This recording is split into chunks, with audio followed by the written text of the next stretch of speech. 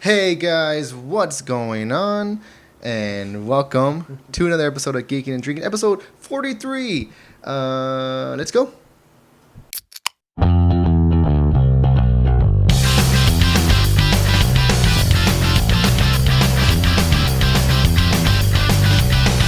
And welcome back, guys. We sound a little bit loud. It's okay. We're adjusting to the audio and to this heat, guys. Welcome to another episode of Geekin and Drinking. I'm Eddie. I'm Steven. And it's been a little while since we've been in front of this camera, in front of these mics, and yeah, it's been a while. We missed you guys. How you guys doing?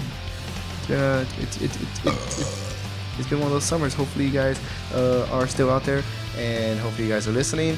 Like I said, episode 43. Oh my god, it's so hot.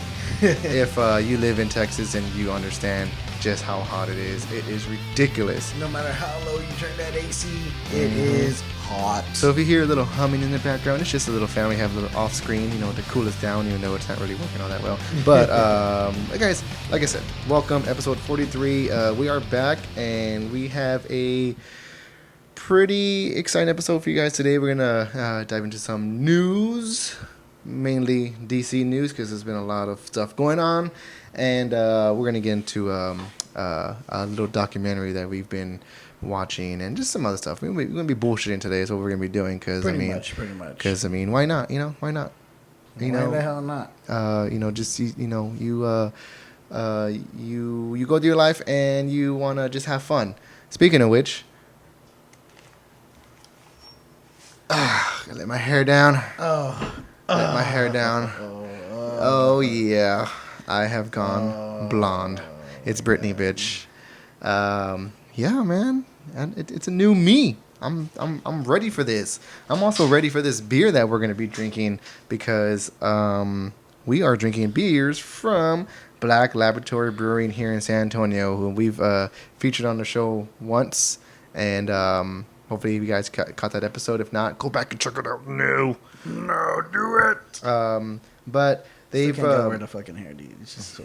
It's good, dude. It's good. It's all good. It's all good. Got a haircut. You keep telling yourself that, Tiger King. I will. It's all good. Black Laboratory Brewing Company here in San Antonio, Texas. Like I said, we have featured a couple of their beers on our past episode. I forgot what episode it was, but. Go check it out. It's on our YouTube, on Spotify, on podcast. Go find it. It's on YouTube. Go find it. It's a picture of the can on there, so go check it out. But they just recently released 2 new beers that really caught my attention. We're going to get to the other one later, because right now we both have the same one, I believe. Yeah, we do. And this is a Tropical and Chill. It's an L, I believe. 4.0 alcohol. I don't have the specs in front of me as far as like what it was described to me as a good summer beer, refreshing. I mean, obviously with the 4.0 alcohol content, I mean it's nothing nothing too intense, especially for right now with this heat that we're experiencing here in San Antonio. I think this is going to be a pleasant surprise. Let me pour it in my glass there. And like I said, I've been really stoked to try this one. And I saw that they posted about it. It caught my attention, and it's supposed to be a real refresher. I think the picture has mangoes and mangoes and lemons. And no, I think that's no, that's the same one. Guava. Yeah. Ooh, look at that. Ooh, baby.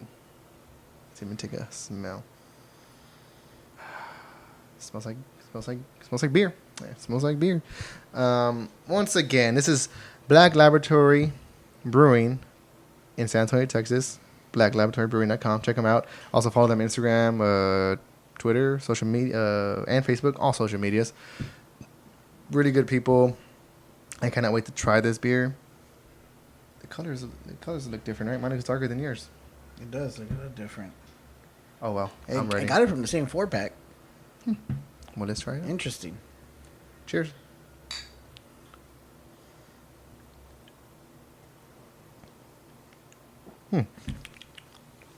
Tastes like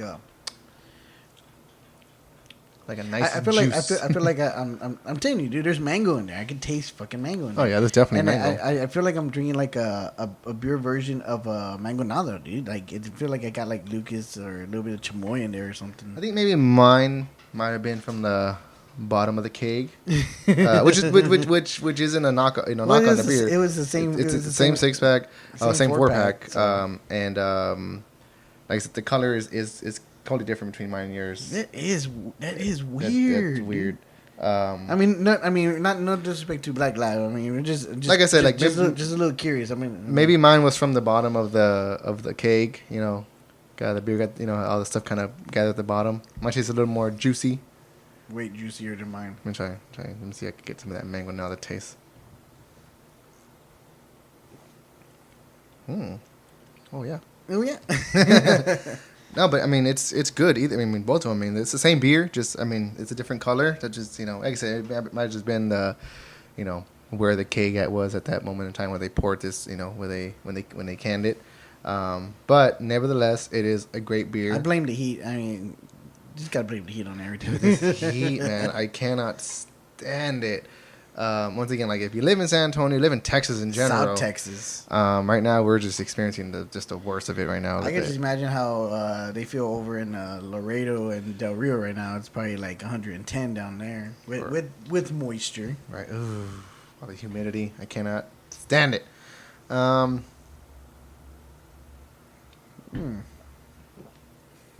Really, we just want to drink some beer. That's all we want to do today. Yeah. But it has been a little while, Steven. How have you been? I've been pretty good. Just trying to stay busy, trying to just come up with new ways to get more creative with the podcast and stuff. I see. I know. I posted a while back that hey, we're trying to come up with different ways for to get our content out there due to the whole pandemic. I mean, I know me and you are sitting right here next to each other, but I mean, some of our friends that have been wanting to join us, we're trying to get how to get them on the show. I mean, it would be nice to have them right here next to us, sitting with us and enjoying some beers. But I mean, with everything going on, I know we were looking into doing like some Zoom videos and stuff like that. But we're still trying to work out those kinks and things like that. Because the last time me and you did that test, I got no audio. Really? Yeah, I got video, but I got no audio. Really? Yeah. Wow, I didn't know that. Yeah. So we were on Zoom for a good while too. Yeah. Damn. So I gotta work that out again. In progress. Well, I mean, I tried doing the best I can with. If you guys didn't catch it on our Instagram, I did a Instagram live one day where I talked about Christopher Nolan's Batman Begins from 2005. Only because I just wanted to try it out, see how it would go, and people tuned in. Ernest, jumped on, and we had a good conversation. I revisited that movie, and I was like, man, I really, really want to talk about this. I was like, so I just decided to jump on Instagram Live, and it went well. I'm thinking about doing some more of them. I just gotta, find the time to do it.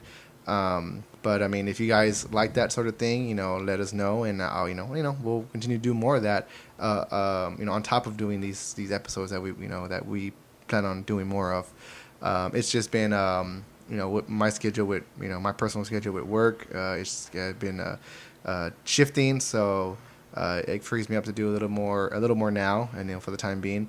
But yes, I mean this whole pandemic thing is just it's frustrating. It's getting old. It's getting old. And I was gonna say too, going back to the whole Batman Begins, Christopher Nolan. He had 3 films being featured on Fortnite a while back. Inception. Batman Begins, Inception. I forgot what the third one was. I want to say it was Dunkirk, but I could be totally wrong. That's not what it was. Maybe Interstellar. It probably might have been Interstellar. Yeah, it was Interstellar. Only because my son plays Fortnite a lot, and he kept like, Dad, there's an event.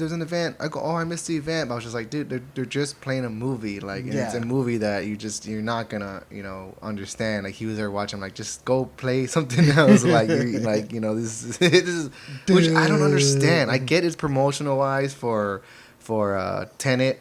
But I mean, okay, yeah, our sons that are playing it with, who are like 6 and 11, But you also gotta remember, there's like grown adults out there that are like in their 30s that are also playing this game. So Yeah, but it's just like they can nerd out to that too. So, but I mean, like, if you're gonna put a Christopher Nolan movie in a game that is played by not only adults but children, put Batman movies.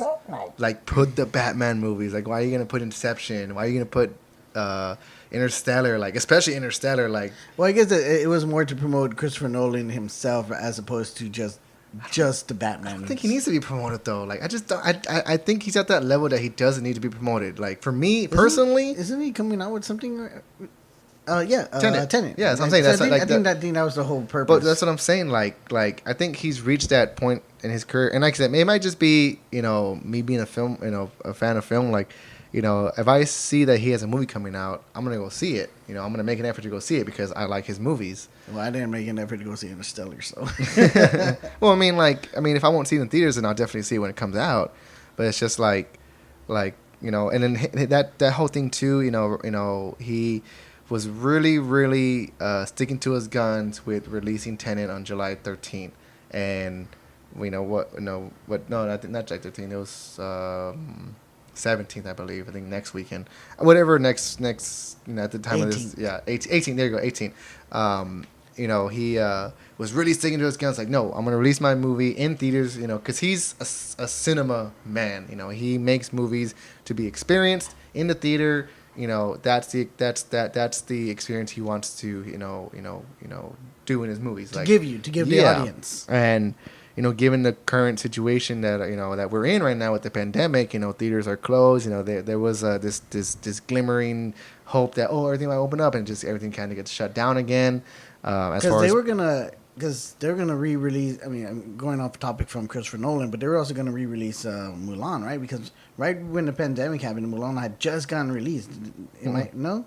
It got pushed back. It was gonna get released. I thought they had did it already, and I thought it was like in theater for like a weekend, and then they pulled it. That was Onward. That movie Onward released for like a for. Well, no, yeah, it got released for like a week in theaters, and then it got released on Disney Plus. Mulan was supposed to come out way back when, and like in March or April, but given the whole pandemic, it got pushed back, and then they're shooting for July. Here we are in July, and nothing's getting better.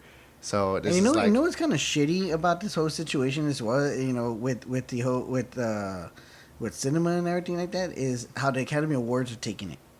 Yeah, because we're not going to get an Academy Awards next year, right?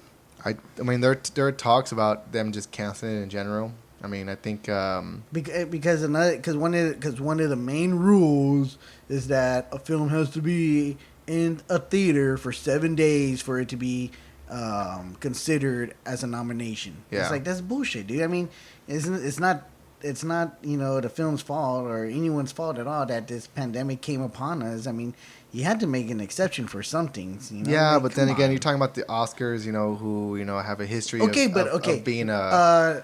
What was it? Roma was never in theater, and I got nominated, and it was just straight a Netflix film. The Irishman did get a theatrical run. Yeah. Yeah, I did for like a couple weeks. Only or like so. in select places too. It was it kind of like went through that loophole. Like, I think it was like a month. Yeah. And then they finally released it. They released it a month early in theaters, and then they did the Netflix release. Yeah. Which everybody still waited for the Netflix release regardless. No one still watched it. It's too long. But like, yeah, I mean, there was a lot of just kind of like backlash against Christopher Nolan, because he was like, no, I'm going to release my movie in July, and he's just like, he's just like really sticking to his guns.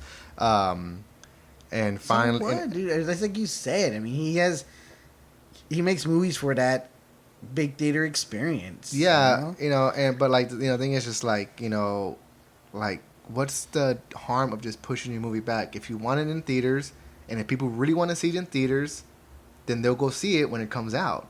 Because, like, I mean, me personally, I don't mind seeing it at home. I have a good TV, I have a good, sound system. I could watch a movie like that at home.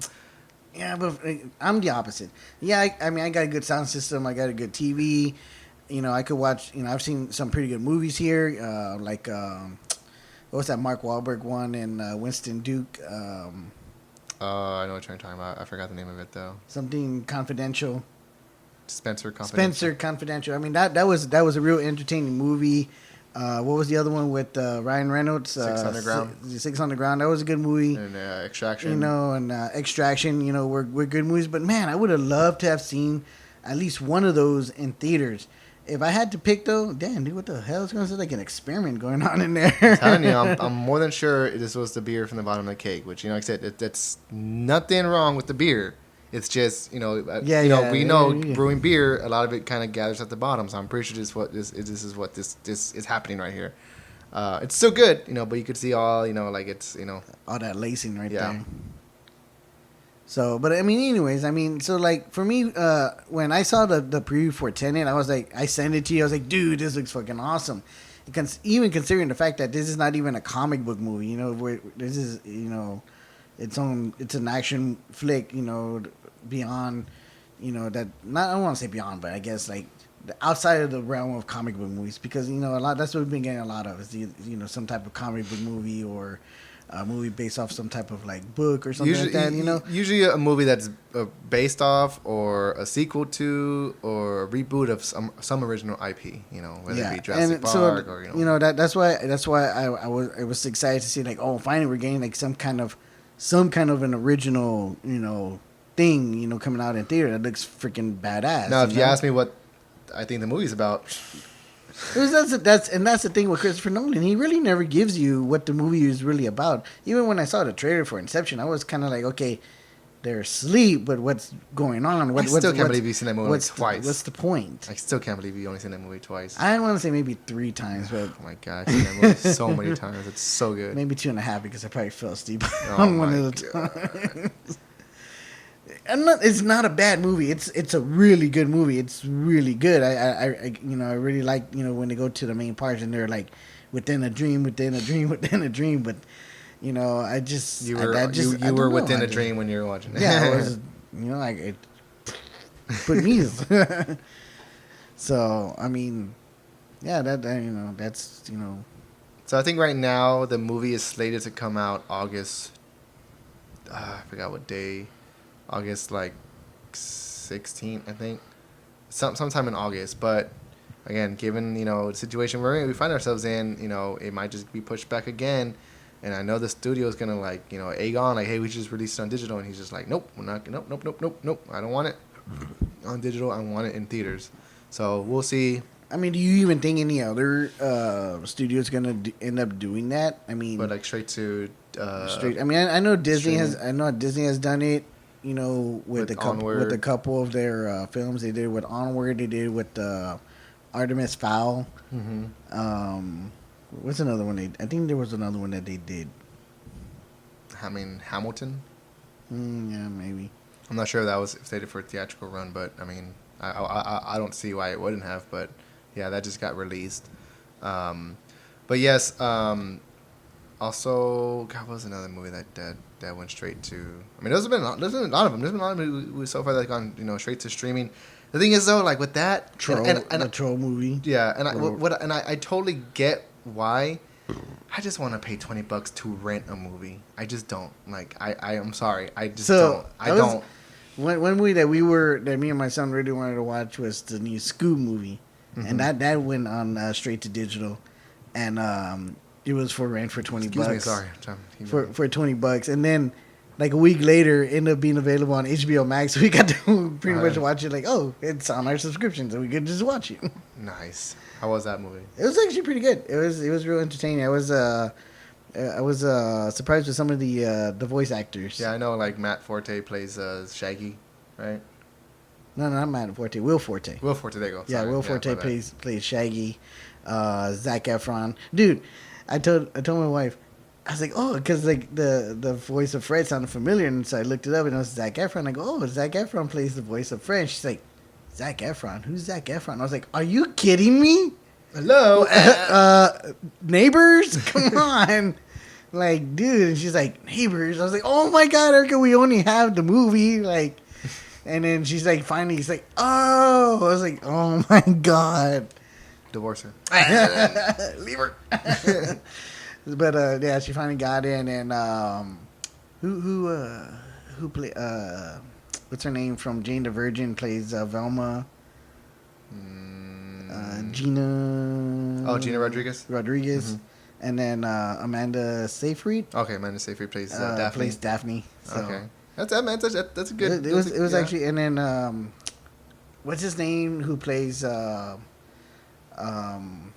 Malfoy? That the dad. Oh, played the bad guy in this one. And then Mark Wahlberg played Blue Falcon. He was fucking funny, dude. So you're talking about Lucius Malfoy, right? Yeah, Lucius Malfoy. Oh, I forgot his name. I think it's like. But Jason Isaac. I or believe something. I believe that was the actor that played the voice for the villain. Nice. But, yeah, it was pretty good. It was real entertaining. There was a lot of if you're kind of like a big Scoop fan, especially from the old cartoon to the you need to stop doing that, bro. Sorry, I'm sorry. And like the straight to DVD movies that they would do, you would see a lot. You would have seen a lot of Easter eggs in the movie, which I really did notice that a lot. We're talking about these movies that went straight to. Well, not straight to. I know Onward had a small theatrical run. Which is actually a really good movie too. I haven't seen it, but my son loves it. He watches it over and over and over. He's actually been watching it like almost every day. So I'm just like, okay, as long as he likes it, that's good. Which like I said, like I was like, oh wow. Haven't seen Artemis Fowl. I have really no interest in seeing that. I hear it's weird. And I never read any, like I don't read. So and then I don't read. And then Hamilton again. I'm sorry, I just don't have no. I'm actually interested in watching it. I think one day I'm gonna watch it, but it's gonna have to be something I'm gonna watch on my own because I don't think my wife or son would sit down to watch it. I don't know. I just don't like that spoken word. Like, I kind of do because John Leguizamo kind of does that in his stand up, his recent stand ups. I'll try watching that. But it's a little bit more funnier. Yeah. I like them better in Spawn. As the clown, dude, that's so weird. I like him better as the pest. Oh, I hate that movie. That part where he's singing in the shower, like, I hate that movie. Like, or Luigi. Oh God.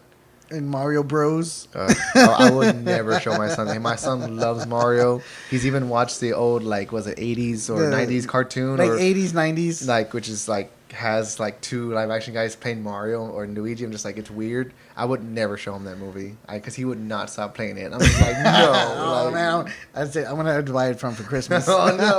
I'm going to look for it.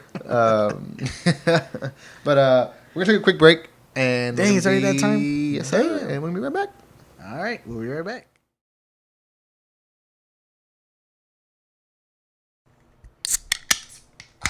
Oh, woo! You already smell it. You already smell it. Smell it. Smell it. Smell it. Oh, hey guys. Hey, how's it going? Sorry, just enjoyed some beers here. I took a little sip, Steve. I'm sorry. Took a little sip.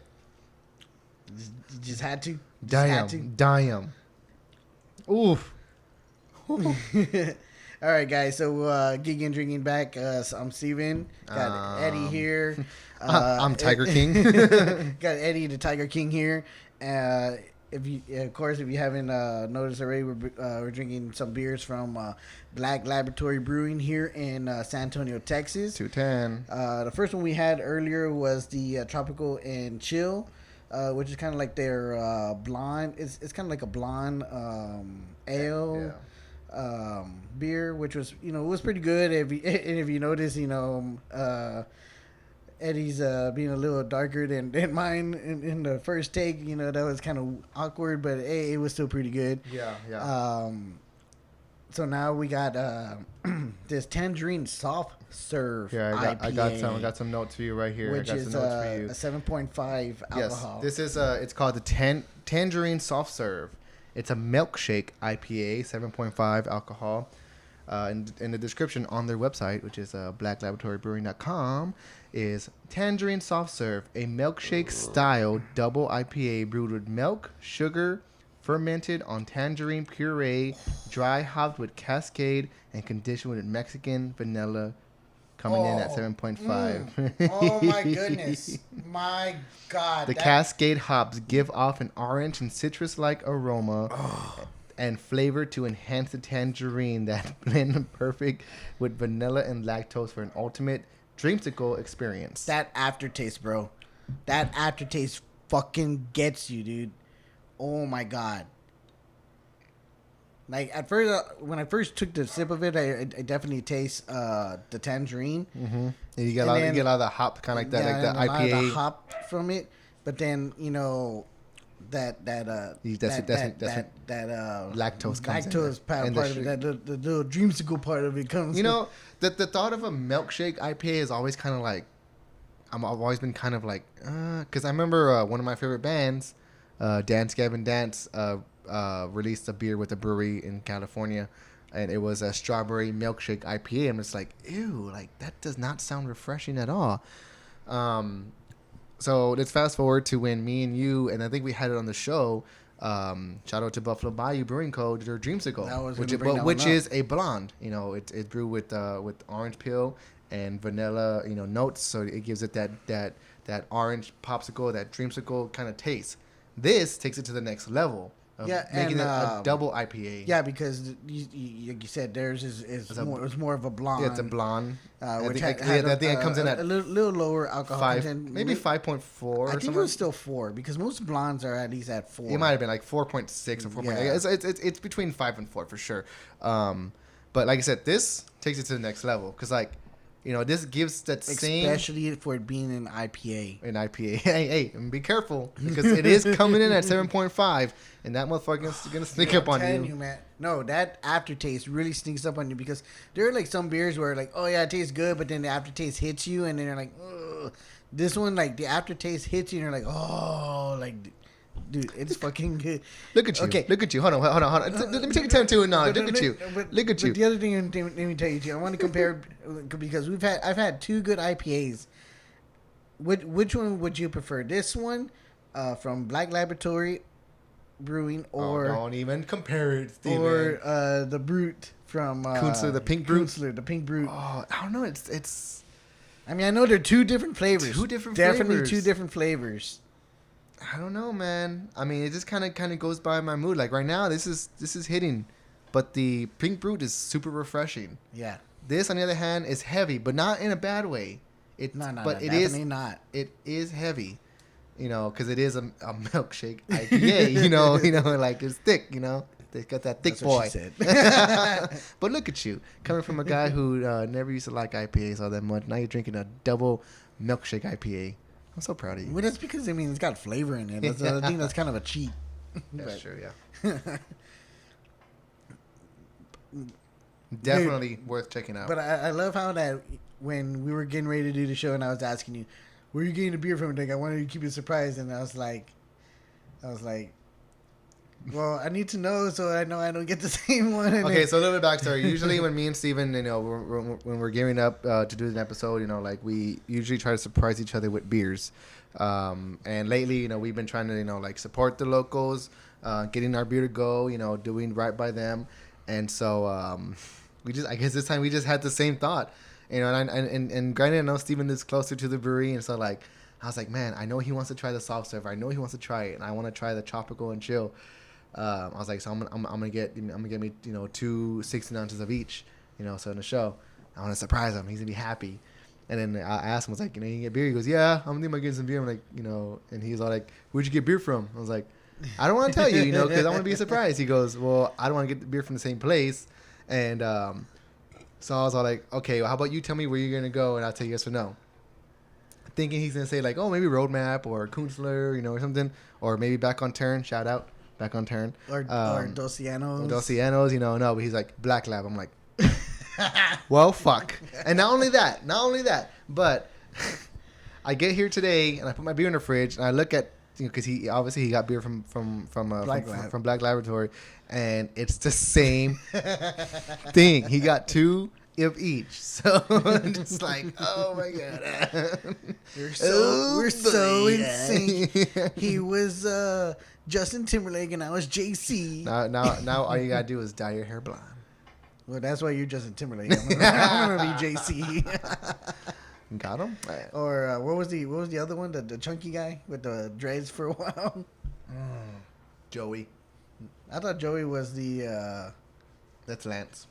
No, Lance was the with the tips. Mm-hmm.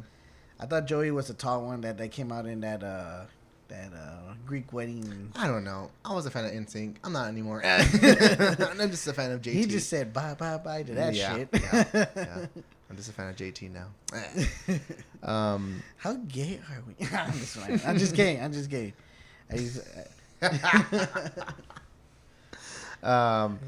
But yes, so, I mean, so talking NSYNC stuff here. welcome to the NSYNC podcast. So yeah, we were just talking about this. So right now the current. It's so good. The beer's so good. Just can't have it. The current situation we're in as far as a society where we're dealing with this COVID pandemic, which it's just like a new norm, just a new norm. I know, like so that's weird. That's weird. Like it's a new norm. Like, oh, social distancing. Last year that wasn't a thing. Wear your mask. Last year that people, even though some people still don't do it. Wear your damn mask. Like wear your damn mask. Trust me, from a person that me, that I hate wearing it because I can't breathe sometimes. I still gotta wear it. I feel like I get claustrophobic with it. Oh yeah, definitely. I just yesterday I went to the gym, and of course you have to wear a mask, and I had it on the whole time, just like, ooh, like this is terrible, But again, you're doing it for a specific reason. Yeah. And what's so stupid too? I read an article today here locally in San Antonio that this teen or this young man died because he attended a COVID-19 party. But it's like, apparently okay, that's a thing that people throw parties. Someone in the group or someone in the circle, is positive for the disease, so they throw a party to see, oh, who's gonna get it and who's gonna beat the virus. No, that is stupid. Just like you're stupid. Just like the Tide Pod challenge. It's like, okay, how is that a challenge? Like I'm sorry, like that is stupid. Anyways, let's not get into it. We're not going to get into that. You're whatever. stupid. Whatevs. So I know recently we've been revisiting a show that I know you love. Oh, dude, I could watch this show overs and overs and overs. It's like my new Scrubs. Yeah, because Scrubs I could watch overs and overs. The and overs. bad thing is that it's only 5 seasons. Yeah, and that is Silicon Valley on HBO. Yeah, now HBO Max. Or HBO Go. HBO Max. HBO now. HBO. I remember a long time ago I started watching it, and I only got up to season 3, and after that I think season 4 hadn't come out yet. But I remember loving it back then, and then so finally they released all the seasons. The series wrapped up, it finished. But of course, it's an HBO. It's an HBO original, so it's forever on HBO for you to stream at your leisure. And yeah, given wasn't it also available on Hulu? I think like the first season. I think like the first season was for free, or maybe on Amazon, like because sometimes they have like the first seasons, like Entourage, like the first season's for free. Well, they have all the seasons of Eastbound and Out on Amazon. I tried watching now and again. It's funny, but I couldn't finish it. Yeah, because this is like one thing I hate that shows do. Like they when they come on strong, they're like, oh hell yeah, dude, this thing is fucking badass. And then when they go into season 2, it's like a whole other story. Characters are gone that were that were in the first season that are not coming back, even though it seemed like they were gonna come back and stuff like that. And that was one thing that Eastbound and Out did a lot of. They introduced a lot of characters that you thought they were gonna come back, and then they just didn't. Like Will Ferrell's character, really didn't come back as much. Wasn't he like a car salesman? Yeah. Craig Robinson's character. He was a DJ. No. He was a baseball player too. Okay. And he was like a rivalry to Danny McBride. Danny McBride's Kenny character. Rogers. Yeah. And so that's kind of what kind of turned me off from that show. Like I said, it's freaking hilarious, dude. It's the funny. Lack of character development. But it's just character development, which is what was so lacking. But he redeemed himself in doing a couple of other shows on HBO as well. Vice Principals, which was 2 seasons long, which I think that's all it really needed to be because I think it would have been really like pushing it, trying to further the plot and things like that. And it would have been noticeable. Yeah, and then his new show that just came out, dude. Oh my god, it's freaking hilarious. The Righteous Gemstones. Can't wait for season 2 to come out. But again, a show that I've been watching overs and overs again, or not overs and overs again, but I started watching again. I just finished with Silicon Valley. Like, so you've gone through the whole thing already? Yeah, I already gone through the whole thing already. Yeah, so like, I remember you telling me like, oh, I started watching it again. You should watch it again. I'm like, all right, because like I just been on a loop of The Office. I'm honestly just kind of getting tired of it. So I was like, I gotta like start. And then again, I'm watching something that I've already seen, whatever, in Silicon Valley, and like, yeah, I mean, I did start from season 2 though. I started from season 2, only because like, I mean, season 1 is great. Season 1 is honestly really great. I already know what happens, so I'm just like I want to get into the gist of it already, middle out, like I think I started season 1 episode like halfway in, so I because I already know what happens, so it's like, all right, where they go to TechCrunch and all that stuff, great, like just great, and like that I guess in many ways you could say that was where we were first introduced to Kumail Nanjiani, right? Yeah. I mean, he was already doing stand up and stuff like that, but that's where of course he was already an established comedian. As far as on the screen is when he really shined in that show. Dude, he's fucking hilarious. I kind of didn't like him at first because he just kind of seemed like a dickhead. I like the part where they're at TechCrunch. And like that girl asks Guilfoyle, oh, can you like she's like, I don't know JavaScript, can you help me? So he writes the code for her, and then like Dinesh, like she also asks Dinesh, for some help, and he's all like, oh, I'm in love with this girl, and they're like, why? And like, oh, cause first of all, she's attractive, and second of all, her coding is just so. And he's all like, and he starts laughing. He goes, I wrote that code, right? So you're in love with my code. He's like, oh. Shut the fuck up. So if you haven't seen the show, there's 2 characters, Dinesh and Guilfoyle, which is Martin Starr and Kumail Nanjiani. Oh my god, they're always back and forth. They're pretty much like best friends through the show, but they don't ever admit it, and they're just kind of always like back and forth. They're like that odd couple that just keeps butting heads with each other, and it's just so fucking hilarious. Another character that really shined for me was Zach Wood's character, Jared. Oh, I think he was probably my number 1 favorite. I just felt so bad for the guy many times. But dude, some of the things that he would just say out of nowhere would just be like, dude, what the hell? Like, one of the things was like, in one of the seasons they're looking for this gamer that'll help them get what is it, like higher not ratings, but like publicity, or not really publicity, but like users okay. Higher users on their platform. And so they're looking for this guy, and then like Dinesh is like calling out the guy, calling, and this other guy's like, dude, you shut the hell up. And then fucking Zach Wood's characters. If you're not familiar with Zach Woods also played Gabe in The Office. He was the kind of the skinny, slender, tall guy. Dude, he's just fucking hilarious. And one of the things that NCAA will play right here, it goes, oh, you know what? Yeah. Right there. There we go. Here we go. Right here. You shut the fuck up! How would you like to die today, motherfucker? No, it's not a real death threat, sir. To die today, motherfucker. Oh my god. Like, he just says some random stuff, and there's like one time where he gets, which is Tom, what's his name? Tom Middleton. Okay. Tom Middleton's character is Richard. And Richard, keeps poking at him, and he's like, "You did this to yourself, Richard." And he gets like a BB gun and starts shooting, Like, dude, he's like the nicest guy in the show, but like, if you fuck with them, dude, oh my god, you better think twice about that because he'll fucking come at you. I like when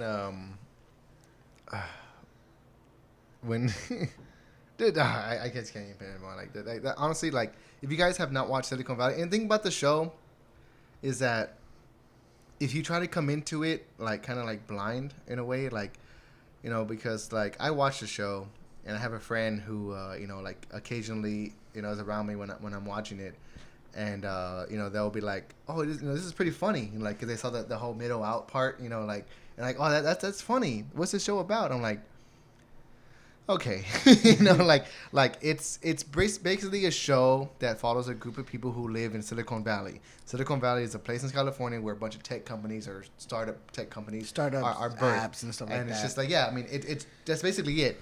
So if you would ask me what the company does, I have no idea. They're a middle out compression company, whatever the fuck that means.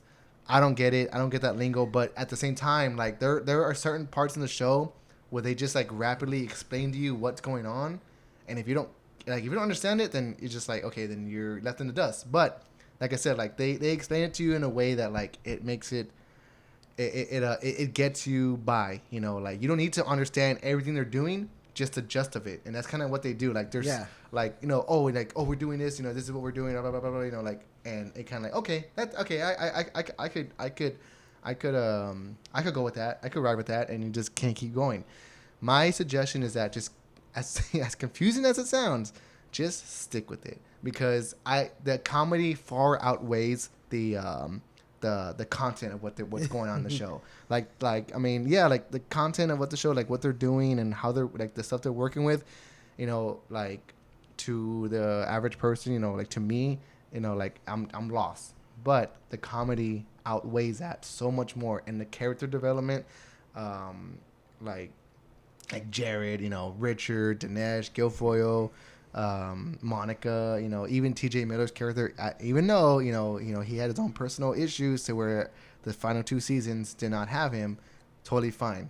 The show still went on, and it was still funny with that. And they still mentioned his character. I was really hoping they would show him. In the last episode they were going to show him. Even if it wasn't like him, even if it was like a silhouette or his voice, I would have been happy with that. Yeah, that was just my own disappointment. But I also understand why they didn't. Yeah, and even after he stopped doing Silicon Valley, he even did a stand up for HBO right after they had just announced that he wasn't going to be doing Silicon Valley anymore. Yeah, and it was during a lot of stuff going on during that time. Hopefully things have gotten resolved since then and whatnot. But I mean, I'm still a big fan of TJ Miller. I love the guy. I really loved him in Crashing. That's another one you need to watch with Pete Holmes. Oh my god, dude, that's a freaking hilarious show. I was so disappointed that they ended it within like 3 or 4 seasons. I think it was only 3 seasons, and because that was a Judd Apatow production, he produced it. Mike Judd, Mike Judd is the producer for Silicon Valley. And he even directed a lot of episodes of Silicon Valley. And if you're not familiar with Mike Judd, come on, Beavis and Butthead, King of the Hill, God damn it, Bobby.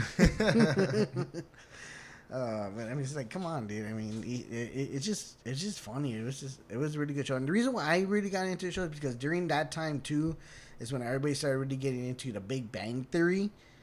And I won't lie, I was starting to get into it myself. But then I started watching Big Bang Theory, and no offense to the show, but a lot of its stuff was recycled, and it's also kind of like, who is like that? Yeah, like. I don't know, like the way they painted these people, it was just, I mean, not that like it's offensive or anything, like don't get me wrong, like I'm not that, but like the way they were painting nerds, yeah, but like I said, like geeks, like it's just like, which is funny because I feel like it was that, like they're tackling a subject, but they just turned it up to 11, like. And that's what I liked about Silicon Valley, because they were nerds, they were dorks, they were geeks, but they weren't televised like they were on Big Bang Theory. Yeah, they were all these super nerds or whatever. They were just nerds, and like it was just funny though, and they were still like fucking smoking and drinking. I mean, well, Richard really, every time he took a shot, he was like, he's always spitting. But and, like, yeah, like, and I mean, like, and then like Guilfoyle was a Satanist. I was like, what the hell? Like, they're like, I like that part where they're where he takes his girlfriend and Dinesh to the Satanist, I guess, meeting, the sacrifice, and they're like, and he's all like, the main guy, he's like, okay, well, thanks everybody for coming. So and so was nice enough to bring some refreshments.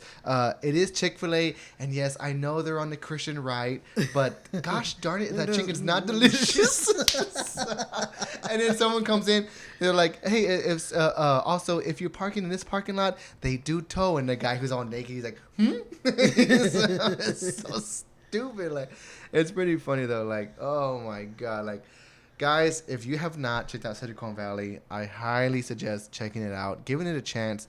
Like I said, like, granted, the content matter, might be a little confusing, but trust me when I say stick to it, because they do kind of like briefly kind of explain what's going on in the show here and there.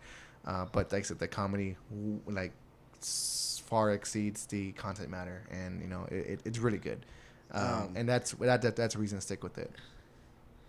And what's also funny about it is that, like, even despite the four main characters, or 5 to 4 main characters in there, or I mean, there's even more. Because there's Guilfoyle, Richard, Dinesh, Jared, and Eric Bachman. Eric Bachman. There's also Monica. But those are the main characters, but some of the side characters. You got Russ Hanneman. Who's like all like Jin Yang, which is Jin Yang, Jimmy O. Jimmy O Yang. I think, yeah. Dude, he's fucking hilarious, dude. He was on a whole other level too. And which one's for burning? No, we don't burn trash in this country. God damn it, Jin Yang. Motherfucker. What was so funny about the guy?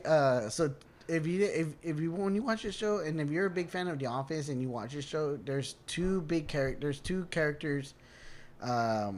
actors that come out in this show that come on in The Office, which is Zach Woods' character Jared, who was Gabe in The Office, and I can't remember this actor's name. The guy who plays Russ Hanneman, who also plays the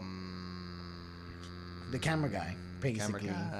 The one that was kind of falling for Pam, I guess you can say. Which was really dropped. That storyline was dropped really fast. Thank God. Yeah. But let me see if I can get this one going. One of the things from that character, Russ Hamilton. Russ Hanneman. Social voice, internet. So boring, right? See the new logo? Huh? Check. 1, 2, 3.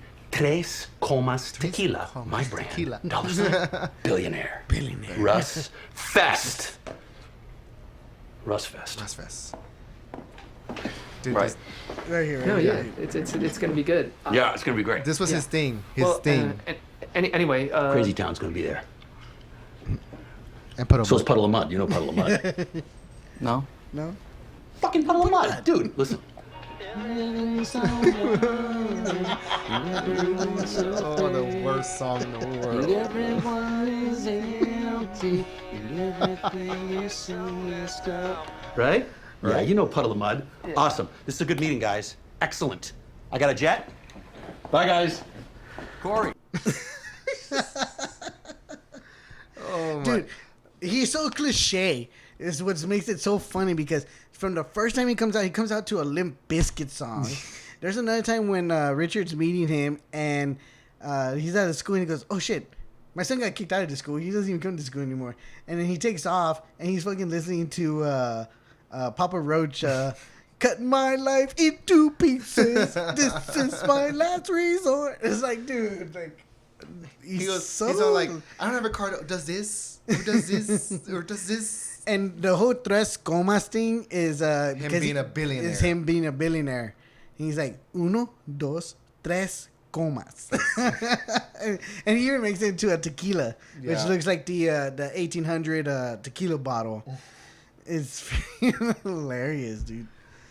So I think we're going to go on one more break. We still got a lot to talk about. We still got a lot to talk about. But, we're going to take not one more break. We're going to go on another break. Yes. And then we'll be right back. And welcome back to episode 43, Geekin Drinkin. We're here drinking Black Laboratory Brewing Co. from San Antonio, Texas. Yeah. And we're just really, really enjoying this soft serve right now, dude. Oh my god! Like honestly, it's up there. Probably one of the best beers I've had. I hope they continue like doing it, making more of this. Yes. I hope it's like it's not like just like a one-off kind of thing. We're like, oh, let's experiment, because this is probably like one. If this was an experiment, it's like a good experiment. Yes. And granted, gotta remind myself, just when you're drinking these beers, they might sneak up on you. So, safe drinking, always be responsible.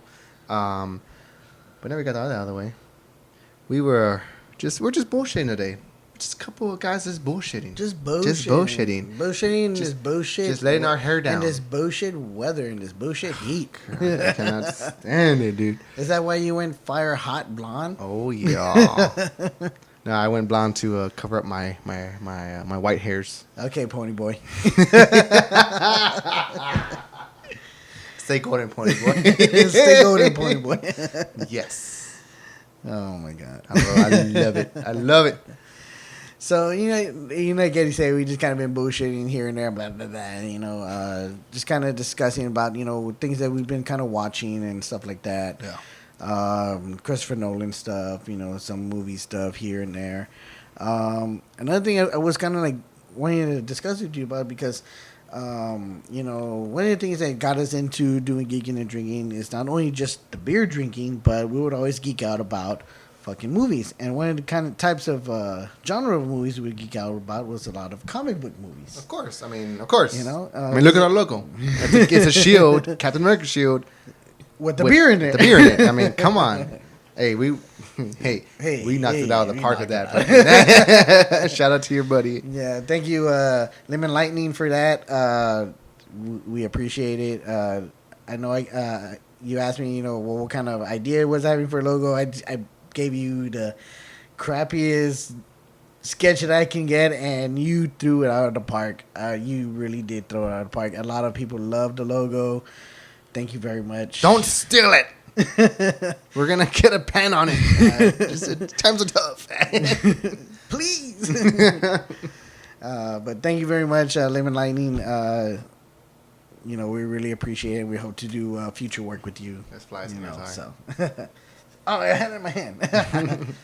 So, just continuing on with the bullshit here. Like I said, what got us into Geeking and Drinking, it was not only about, just the beer, but while we were drinking some great ass beers, some good ass craft beers, we would also start geeking out about, comic book movies. I mean, even before today's show, we were, having a couple of wings, we were drinking some beers, and, we started talking, and we were like, should we save this? Let's save it. Let's save it.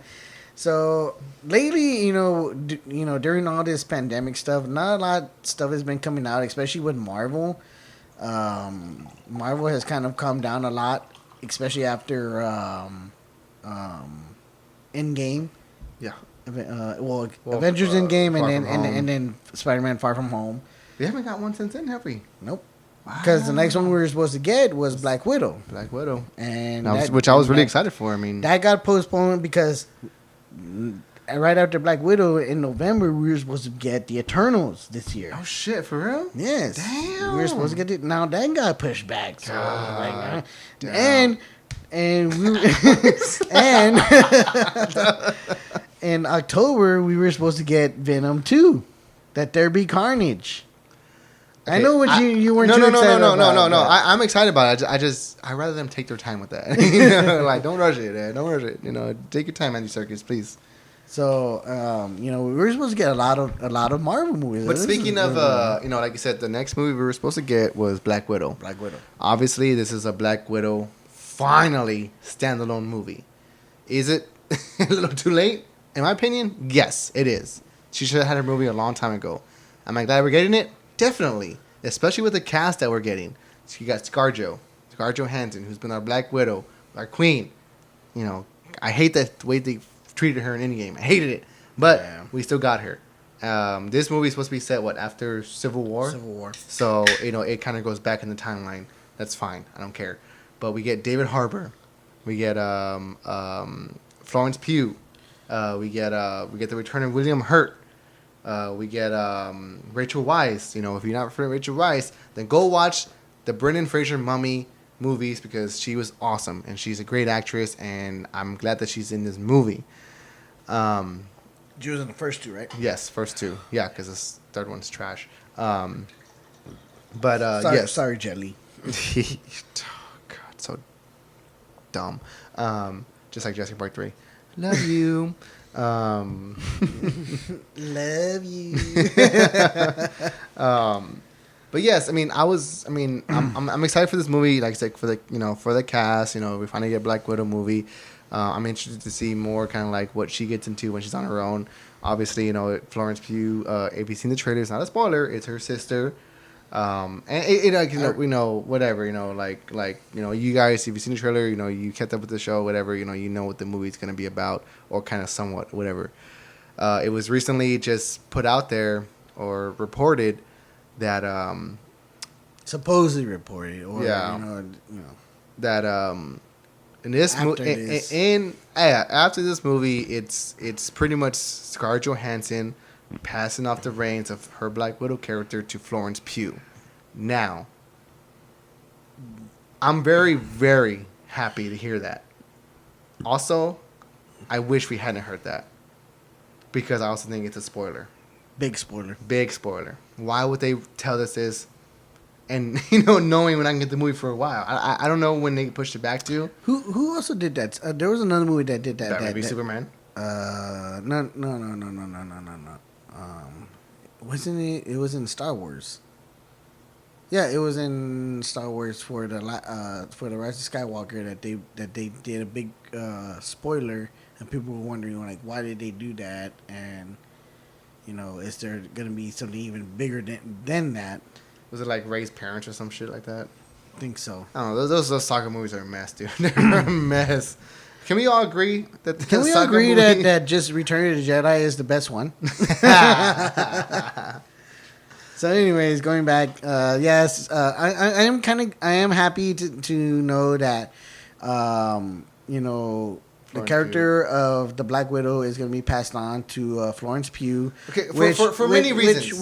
Which I couldn't, be happier even more because Florence Pugh is a great actress. Great. She's an amazing person.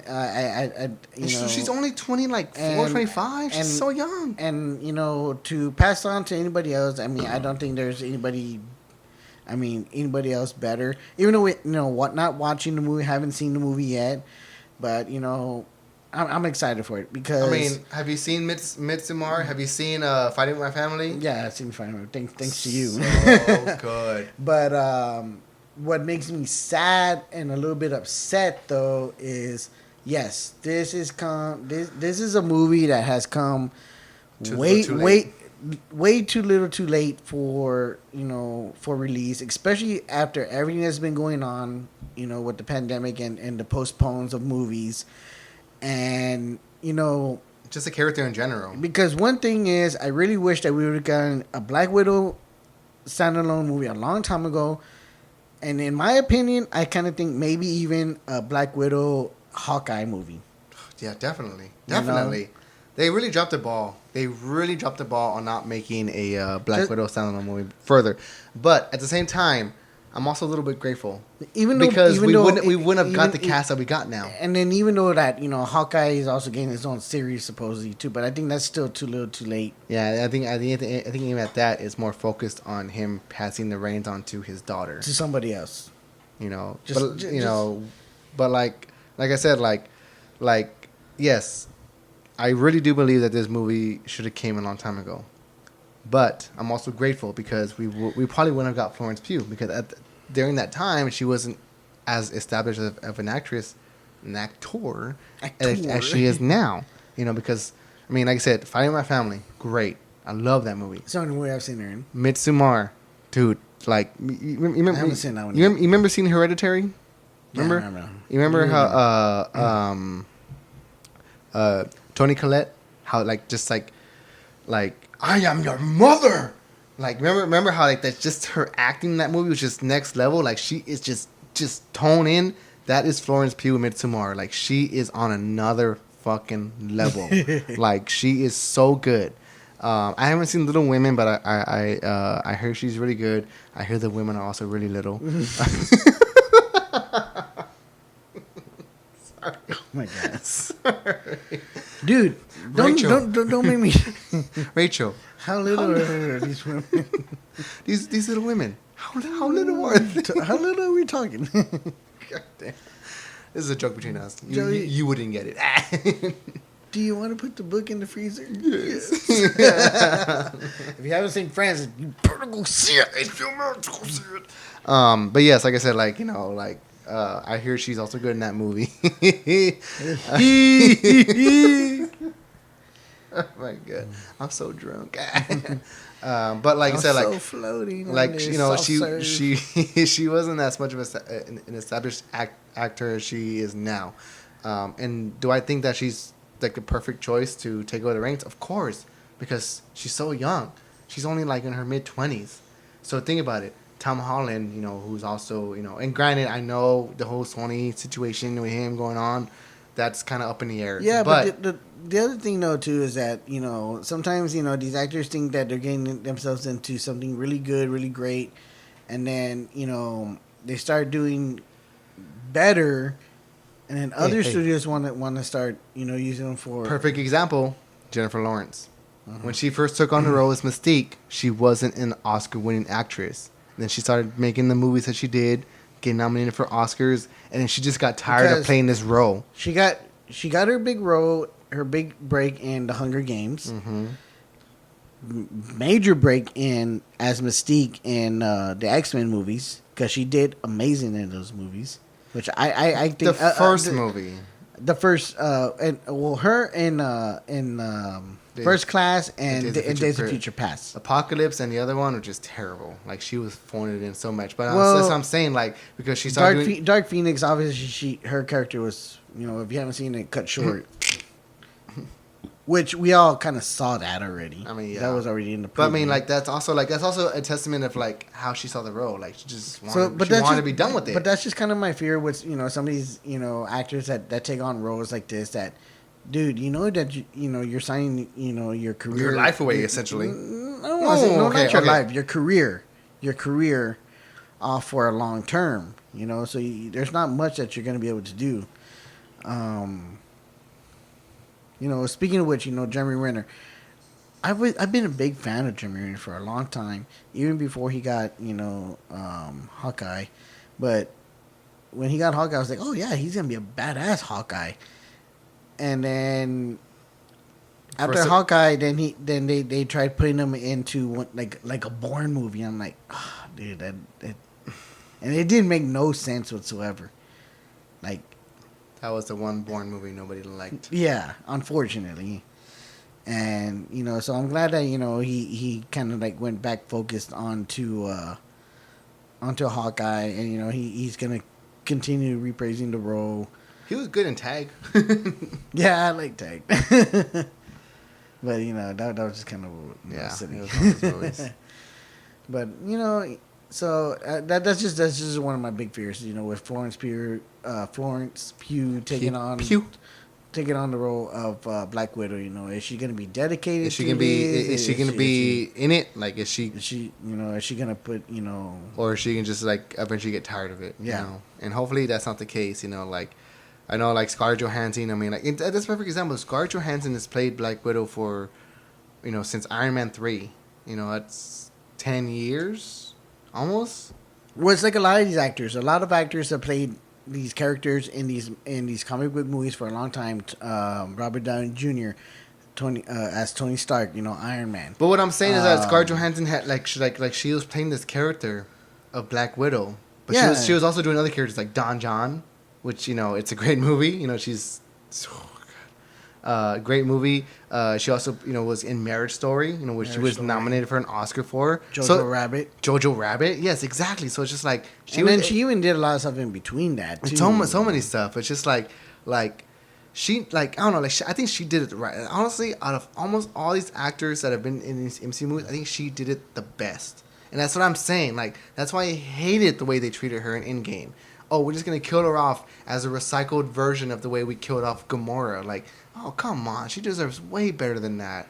Way better. She's been in this for so long. She's been the kind of the glue that held this team together. And you're just going to kill her. Like, she was at tears in Endgame because she wanted her team together. And you're just going to kill her off as a recycled version of the way you killed off Gamora? Like, come on. Like, I hated that. That's probably my one gripe of that movie so much is the way they treated her in Endgame. Not even only in Endgame, but even in Age of Ultron.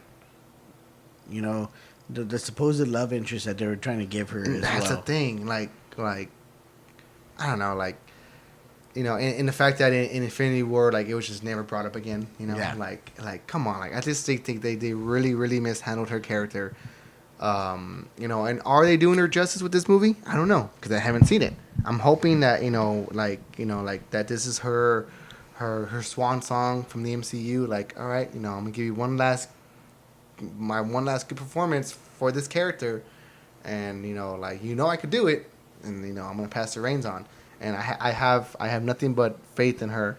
Not only she's the most beautiful woman in the world, but she's also a great actress, great actor. And this is not the first. Her portraying a comic book character is not the first time she's ever portrayed it. Yes, I know she's the center of many controversies. No. She's come out in other movies that were based on comic books. Yeah. Because, Ghost in the Shell. Before that. Ghost World. Mm-hmm. That awkward. Very young. Awkward. Very young. Awkward. Awkward. Very young Scarlett Johansson. Steve Buscemi, so awkward. But I'm saying, very young Scarlett Johansson was in that movie.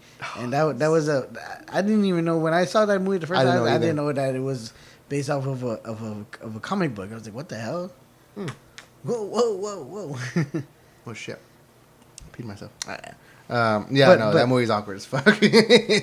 but hey, I'm Batman. Are you? So DC stuff going on. There's a lot of DC stuff. We haven't talked about any of this stuff. We have not talked about it. There's a lot. Now that you play that, there's a lot of shit. There's a lot of DC stuff going on. Damn. There is a lot. Fuck. Yeah. Okay. You're right there, bro. No, it's just hot in here. Yeah. But yes, you played that for a reason. Yes. Tell us why. So obviously we know that Matt Reeves is coming out with this with his Batman movie, which is got Robert Pattinson. Which even in that in itself, there's still a lot of controversy about it, because obviously in playing a comic book character and even playing certain comic book characters, you have to put your body through some type of physicality. I hope I'm saying that right. Yeah. To portray those roles, and Robert Pattinson is not one to do that in any of his movies. And there was a lot of talk a while back that he was real upset about the workouts that he had to do to portray, to get in shape for the Batman. So that's why it still brings me, is he going to be dedicated to himself to keep doing the Batman, or is this going to be like a one-off kind of thing? What do you think right now? Going with your gut, what do you think? One-off. Yeah, me too. I think he's going to do it, and then Jake Gyllenhaal's going to have to step in. Dude, I can see Jake Gyllenhaal do it, dude. I can see it, Donnie Darko, bro, come on. I don't see him Donnie Darko. I don't see Nightcrawler. I don't see Jake Gyllenhaal Nightcrawler, come on. I don't see Jake Gyllenhaal playing a good Bruce Wayne. Wayne. I don't see him playing a good Bruce Wayne. No, I see him playing a better Bruce Wayne. Just, I would be more scared of him playing the Batman. I'm opposite. I think he maybe... Okay. Because I can't see that voice. But no, Robert Pattinson, I think he'd be a good Bruce Wayne. You know, just like, you know, because... So can we just have Robert Pattinson play Bruce Wayne and Jake Gyllenhaal do the Batman? Right? I don't know. Like, and it's so weird given all this, you know, like pandemic stuff. You know, like they're you know, they suspended filming and stuff. So it's just like it's really weird. It's right now where I just feel like we're in limbo. Sorry, I'm not too far from the mic. I feel like Inception? Yeah, no. Honestly, like, I just feel like we're in Yeah. limbo. Like we're just in this space, this constant, this state of just floating because we don't know what's gonna happen. Like I know we got the images of him in the bat suit. To be honest with you, I'm more excited with Zoe Kravitz playing Catwoman than I am with Robert Pattinson being Batman. Yeah, and recently there was a quote came out from the DP, the director of photography for Batman, who said, "We're not trying to out gritty Christopher Nolan's Batman and Zack Snyder's Batman, like the darkness." Yeah, we can take a break. Take a quick break. Go pee. Yeah. Sorry about that, guys. We had to go to the restroom really bad. Sorry about that. But yeah, you know, nature calls, so you know, gotta do it. Ace Ventura, Nature Calls, check it out. Good movie. Awesome movie. No, guys, but we Just as you good know, as the first one. you know, we're just we're talking about some DC news with Robert Pattinson and all this stuff. But we're going to power through this stuff. So one of the things about what I was bringing up with the Matt Reeves Batman, you know, we're not getting it yet. We don't even know when we're gonna get it. We're supposed to get it next year. We don't even know if we're gonna get it to 2022 now because of all the pushbacks. Mm-hmm. But anyway, so it was just announced today that Matt Reeves is working on a spin-off from his Batman movie world, pretty much. Okay. That's a jumping off point because I'm gonna say this right now, and you know. You go first. Let's get characters. Okay, so obviously we know Robert Pattinson's playing the Batman. Mm-hmm. Zoe Kravitz is playing Catwoman. Mm-hmm. What? God damn it! I forget the actor's name. He's a really good actor from Little Miss Sunshine. Paul Dano. Paul Dano Playing the Riddler. is supposedly playing Edward Nygma, the Riddler. Colin Farrell. Supposed to play the Penguin. You know, so We got Jeffrey Wright playing Commissioner Gordon. Gordon. We have who's playing Alfred? Andy Serkis. Andy Serkis. Dude. Yeah, Andy Serkis. Stacked cast. So, I mean, I'm a little bit excited, you know, despite Robert Pattinson. I think all the other characters are well casted. I mean, Colin Farrell is still kind of questionable too because you know the Penguin, and we all know the Penguin's character, you know, a little chubby, this and that. You know, obviously Danny DeVito Doesn't have to be. I mean, in Gotham he wasn't chubby. and you know, yeah, in Gotham he wasn't either. But you know, my Penguin is Danny DeVito. If you know, live action. Every time I think of Danny DeVito, I just think of It's Always Sunny. God. But anyway, so you know, it was announced that Matt Reeves is going to be working on a spin-off of from the Batman, which is supposed to be in that timeline or in that world, that universe. Focus on Gotham. The city of Gotham. The city of Gotham. And it's going to be an HBO Max original series. HBO Max original series. Now, Is this a contradicting thing? Because yes, like you said, we've already had a Gotham. But again, with Ben McKenzie. These CW shows also, and I know Gotham is a Fox original, have nothing to do with the movies. And I know this is going to be an original, but it's HBO, so it's premium content. If you haven't seen Watchmen, you better watch Watchmen. great. I finally finished it. It's so good. Please don't do Just season. plugging that in. Please don't do season 2. Don't do it. Don't do it. Don't do it. Yeah, don't. Not without the original creator. Yes. But yes, like I said, like I think it's been set in stone that these shows that have already aired, these primetime network shows that they're on these networks, Fox, CW. They don't connect to these movies or to this greater universe. Well, Gotham doesn't even connect at all to anything in the CW. But again, now let's evaluate this because in what fucking show was it that they showed Michael Keaton as Batman? It was The Flash, wasn't it? What do you mean Michael Keaton as Batman? Remember they showed a picture of him on a newspaper clipping and it said Bruce Wayne, had a picture of Michael Keaton. It was a big old thing and like, oh, Michael Keaton. But then again, this brings me to my next point, is that it was announced, again, another announcement from DC, there's been a bunch of announcements from DC, that in the next Flash movie, the Flash movie that's supposed to be coming pretty soon. I think what you're talking about, it has to do with the CW movies because a character from Tim Burton's 1989 Batman movie, Don Knotts, came out and reprised his role in the Flash movie show on the CW, and Ezra Miller's even Flash even appeared on the CW itself too. See, I'm trying to okay. Yeah, remember in. Yeah, it had to be because they play a lot with the timelines in those CW shows. Like I remember there was a show. It was one of those CW. It was one of those. I guarantee you, it either has to be the Flash, because the Flash plays a lot with the timeline. Like yeah, and like I said, like there was I'm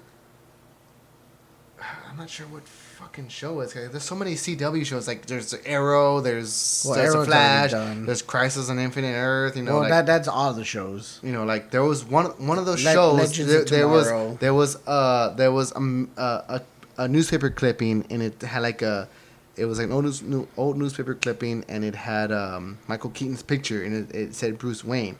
People were freaking out about it, and then fast forward to now, the present. We get the announcement that Michael Keaton is in talks to return as Bruce Wayne in the next Flash movie, which is gonna tackle the Flashpoint, which opens up many fucking doors. So I'm just like, dude, like first of all, like I love DC. You guys got to get your fucking shit together. I'm sorry. Like, you guys really, really, really have to narrow down what you're fucking doing and just get your shit together and line up and synchronize because now it's so fucking confusing. Yeah, I mean, I'm sorry. I'm fucking sorry. Like, even for hardcore fans like us, it's still confusing, but we get it. We understand it. But for like the simple people that only just follow the movies and stuff like that, they're gonna be like, what? They're gonna be like, what? Questions. Like, Jesus fucking. Especially too with Suicide Squad, and then we're getting the Suicide Squad. Exactly. Like they really have...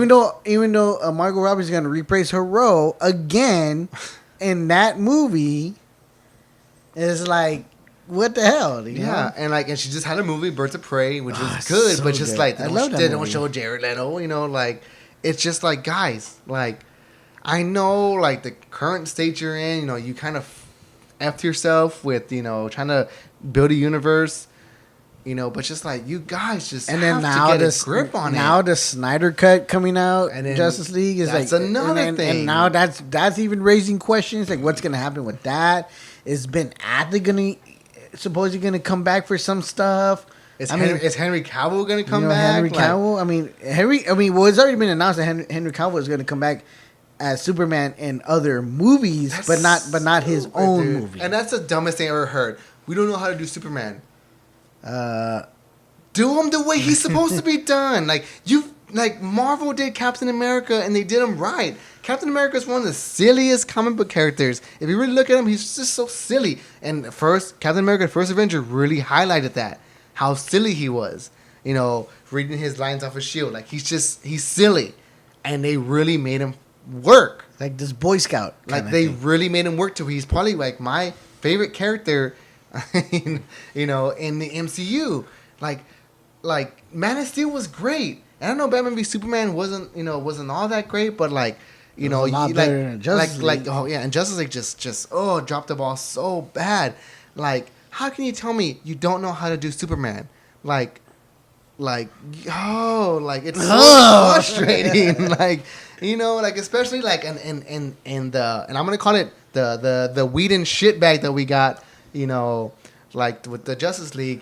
Oh, you know, there's two things I believe in, you know, peace, justice, and the American way. Like, they did Superman how he was supposed to be, but I feel like they did it because, like that's kind of like what they did before with Christopher Reeves and Brandon Routh, whatever. Like for them to say, like, oh, we don't know how to do Superman, dude, that's stupid. Like, that's so dumb. Like, Do you really think the comments that Ray Fisher redacted Josh Whedon and what he's saying now is I believe is him. true? I believe him. I really do. I think Josh Whedon's a piece of shit.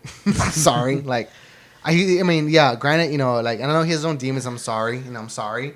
You know, he has his own demons, but it's just like, that movie was trash, dude. That movie was trash. And I told you from the beginning. Remember I told you, I was like, all the worst parts were Josh Whedon's parts. He fucking ruined the movie. Which was pretty much almost the whole thing because he almost redid the whole thing. The whole thing with Flash falling on Wonder Woman, that's Josh Whedon. That's the stupid thing he does. I'm gonna fall on her boobs. Oh, I'm sorry. Like, that's just, come on, dude. Like, are you really? We're still doing that shit. Like, we're still doing that. And then making him afraid. That was one thing I hated about this Flash was that they made him scared. He's not scared. He's cocky. Make him cocky. Make him, because he's the Flash. He knows he's fast. Not only that, but they cut out all Ray Fisher's parts. Ray Fisher, his first throw.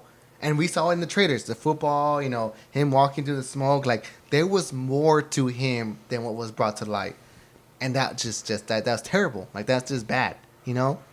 Like, I'm sorry. Like, I love the Avengers movies. I love them. You know, Justice League was just a piece of shit. I think Age of Ultron was probably one of my favorite Avengers movies. Yeah, like, I really like Age of Ultron. And I know that's probably one of, like, people's least favorite Avengers movie. I think that's probably, like, mine. Like, but I honestly love that movie. But it's just, it's tainted. You know, it's tainted by, you know, a director who just treats, you know, women, who treats people like trash, you know, for his own selfish fucking purposes. Whatever. I'm not getting into it, but, you know, whatever, like, you know, it's just like, but Ray Fisher's comments, I'm glad he came out and said it, and I'm glad he came out and put light to it, especially now because he was one of the first ones that said, release the Snyder Cut. And I think Zack Snyder deserves to have his vision come to light, and I'm so excited to see it, you know. But it's just like we're in the trenches now, you know. Like the Joker, I see what DC is doing. Like, they're trying to like damage. They're damage control right now. They're not only damage control, but they're trying to create all these alternate universes. Yes, and just like, you guys gotta like stop trying to create different timelines and just kind of like hone in on what you're doing, like, and own it. And like I've said, don't get me wrong. I've had my opinions. I know we even did a Joker episode. You know, and I love Joker. You know, I love movie. I love the movie. Joaquin Phoenix did an amazing job. He won an Oscar for it. But I always said that movie was never a comic book movie. I mean, I can see that. I can see that. And in that episode, I explained why. I can see that. So if you want to know why, go watch that episode. That's a plug. For those of you who don't understand, that's a plug. Go check it out. YouTube.com/Geekin Drinkin. That's not the tag. Don't type that in. Just search Geekin Drinkin. But yes, you know, like, yeah, like I said, they're just damage control right now, and I think they just really need to hone in. For God's sake, like, they had another actor play Superman on Shazam. How are you gonna show Superman and not show his face? That's the stupidest thing I've ever fucking seen. I'm sorry for cussing. And I love Shazam, dude. Shazam was probably it's a great movie. Just like Suicide Squad and just like Birds of Prey was probably one of the most entertaining movies ever. And that's what I like. That's what I wish DC would do, is that I wish they could just go that route. Just entertain. Just Stop trying to connect everything. yeah. Stop trying to connect everything. Just entertain, dude. Suicide Squad, Birds of Prey, Shazam. I think we're probably like my best favorite DC movies because they're just entertaining. They're just fun. And I'm sorry, I didn't like Aquaman. I'm sorry, I didn't like it. I mean, I couldn't get through it. I like Aquaman, but I could only watch it twice. That's it. I like Wonder Woman. I like it. The ending sucked, but I liked it. I'm gonna watch Wonder Woman 1984, but I hate what they're doing with it. I hate what they're doing with Steve Trevor. I'm just like, that makes no sense. Yeah. Hopefully they explain it, and it hopefully makes sense. And not only that, but I hate that they're trying to use this as a rewrite as well. As far as Like that's what they're doing 1984 because they're trying to do it as a rewrite. okay. I see what you're saying. That's what I'm pretty sure they're gonna retcon all this stuff. Or Yeah, they're gonna like, oh, this is it now. Like this is what's happening now. Yeah. Like I see that. Yeah, and like I'm saying, like they really need to hone in on what they're doing because right now, like it's a mess. Like it's like a root. You see a root and it grows off into different things. It's pretty much what's going on right now. And like I don't know, man. Like it's frustrating as a fan. It's really frustrating as a fan to like, just to, and I'm granted, like I know, like as fans, we shouldn't like be this way, but it's really hard, like like it's really hard. You just want to just like them, like just to do it right because these characters we love. And as long as you do it the right way, then we're gonna love the movies. Case in point, the Joker. Like granted, I know, like its comic book roots aren't always there, but it was a great movie.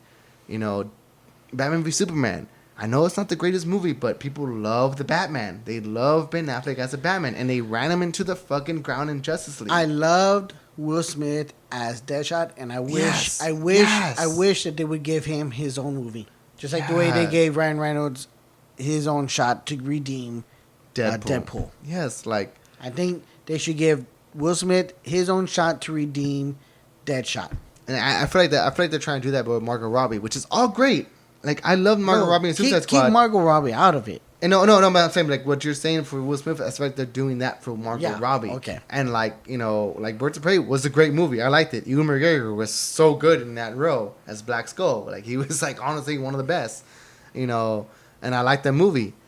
But it's just like now you're gonna have this movie come out, The Suicide Squad, that's supposedly not gonna connect to any of those two movies. How is that fair? Like to the same actors to the average moviegoer, how is that fair? And you're just like, like you're just torn with people at this point. Like, shit, like we've had so many Batman, so many Jokers. Like it's as a fan, it's exhausting. Yes. And if you guys are watching this right now and you're thinking like, guys, calm down. Well, fuck you. Like. So I'm gonna change it over. I'm gonna change it over a little bit. Let's do it. I think you're gonna like this. This is what we're gonna get into now. What are we doing next? Dude,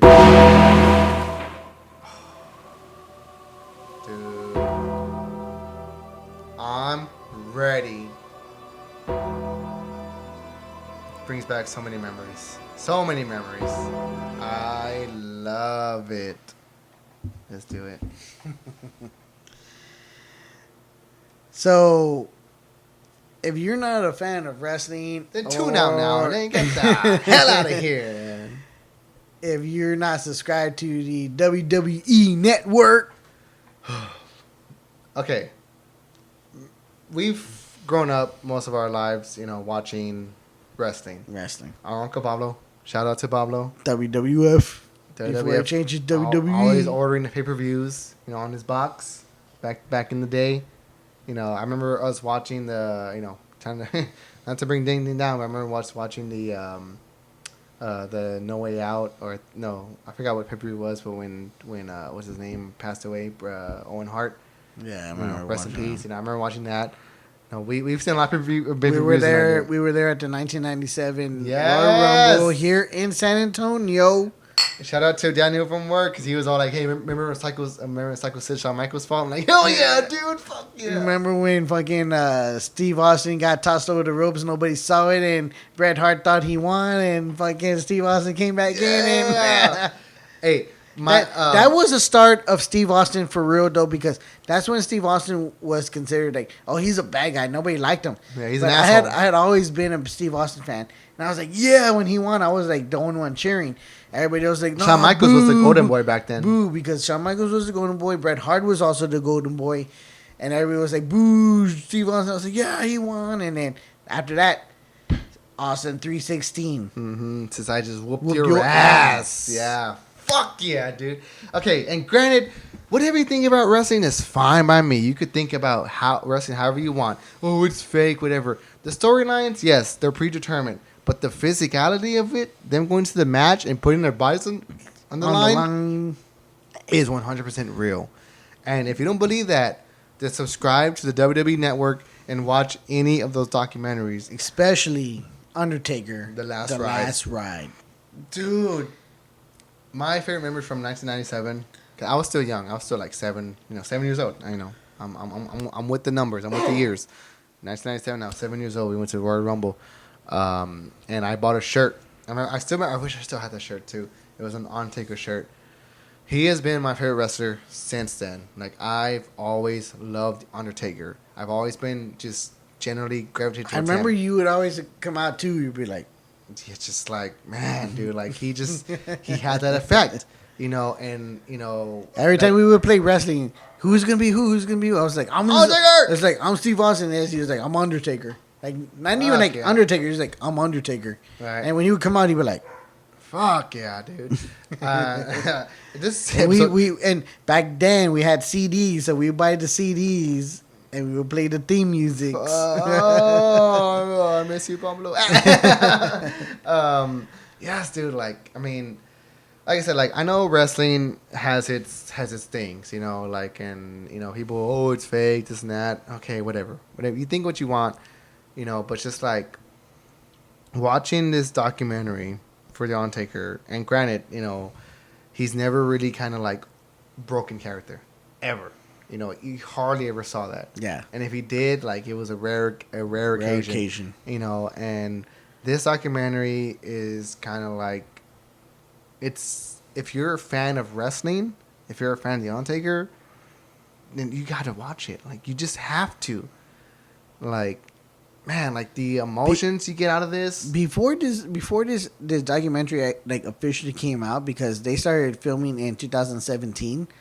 Before they officially came out with it, one of the things that I showed my son was the Undertaker and Mankind Hell in a Cell match, where Undertaker threw Mankind off the cell, and they pretty much like almost like tried to stop the match there because he wasn't moving. He was thrown off the cell, And Undertaker was like, okay, we're like, whoa, what's happening? What's going on? And then like, and Mankind comes back. They're taking him off in the stretcher, and then he fucking comes back, and he's like, nah. And then he climbs back up, dude, and then he fucking. It's funny. He climbs right back up. A couple punches, boom, boom, choke slam, boom, right into the cell. He got Terry Funk out there, just checking up on him. And during that match, Undertaker had a broken foot. If you ever see him come down from the cell afterwards, he jumps and he's like, oh, like, he had a broken foot. He limped, but he had already had that broken foot or broken ankle prior to the match. Yeah, prior to the match. And that, like, dude, like, the dedication that this guy has. Both of them too. For that match. Yes, for that match. Mick Foley is on another level. Undertaker is just right there with him because the dedication he has to his company, to wrestling in general, like, there's no way to not respect that. Like, Jesus Christ, this dude is he's over 50, pushing 60 maybe, and he finally this year 2020 retired.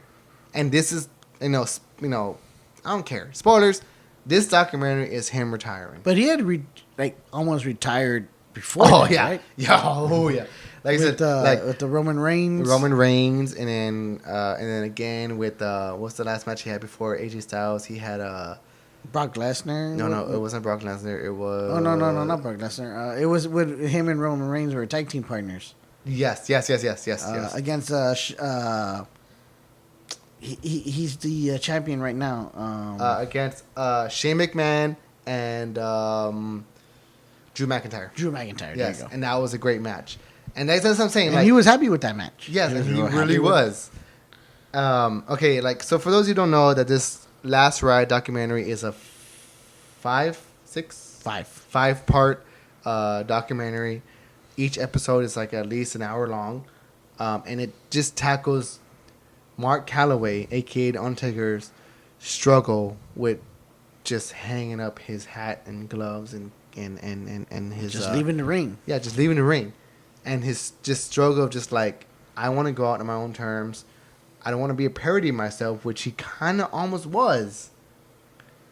And I'm glad that his last match wasn't with Roman Reigns.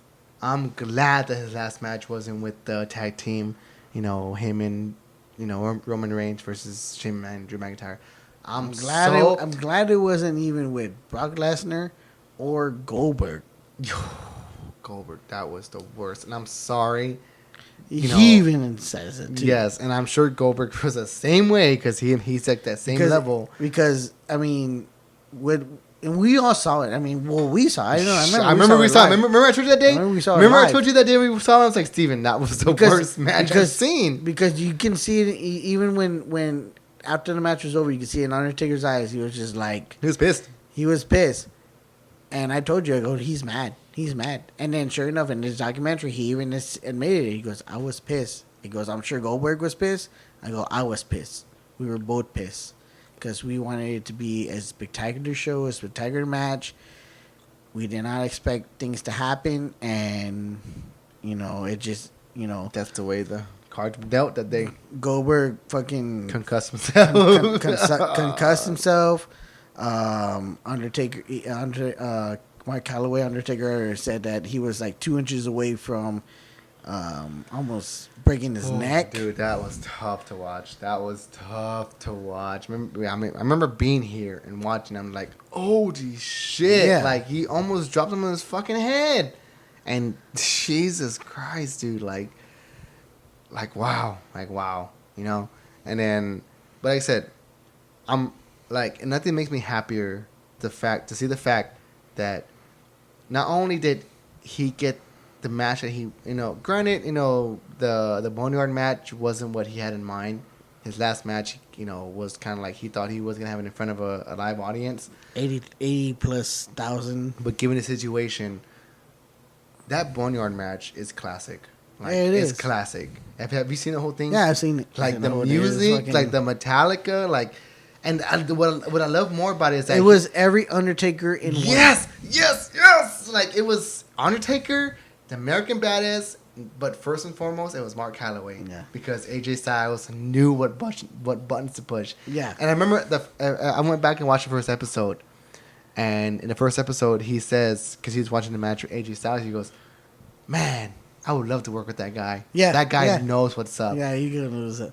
His last match was with AJ Styles, and then not only that, but like and at the end of the fourth episode, it shows AJ Styles talking to Undertaker, and he goes, "Oh, hold on, we'll be right back," and then it just cuts, and then that's when he knew it was like, that's when they were fucking talking about that. Dude, like that is like the best thing, like.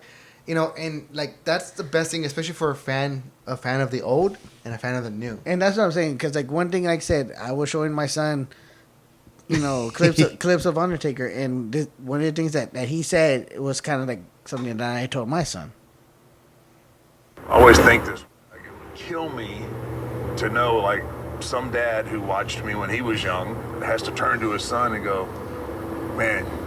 Yeah, I mean, he's moving kind of slow now, but man, you should have seen him, you should have seen him 10, 15 years ago. Yeah, yep. It's funny because, like, now, like, when I was watching the documentary, my son was watching me, I'm like, yeah, that's The Undertaker. Because he was kind of scared the way he does his eyes and stuff. Yeah. I'm like, no, that's not him. He's playing a character. And I was all like, he's like, oh, yeah. I'm like, but, as I told him, I was like, trying to explain to him, like, he's just getting up there in age, you know, like, oh, you know, and that's exactly what he just did not want to happen. And, oh, dude, like, fuck, dude. Even this to here.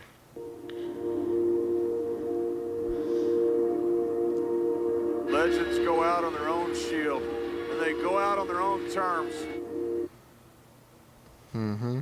You almost got the impression that Roman Reigns didn't want to put The Undertaker away. Like, dude, like, I don't know, like, that documentary. I think we're going to have to cut it real quick. Yeah, we got to take a break. We'll be right back. And